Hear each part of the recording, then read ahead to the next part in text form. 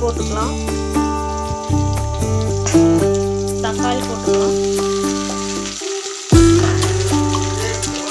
உப்பு தேவையான அளவு போட்டுக்கலாம்.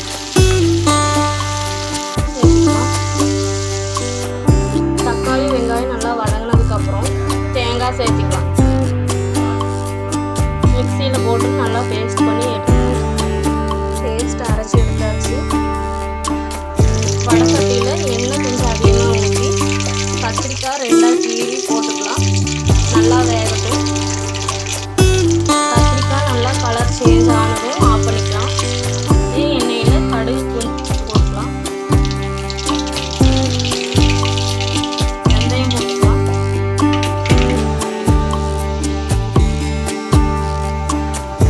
அரைச்சி வச்சு பேஸ்ட் ஆட் பண்ணிக்கலாம்.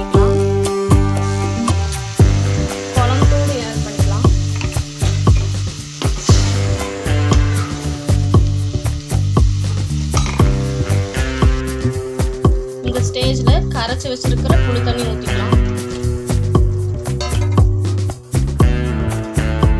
கிரேவிக்கு தேவையான அளவு தண்ணி ஊற்றிக்கலாம்.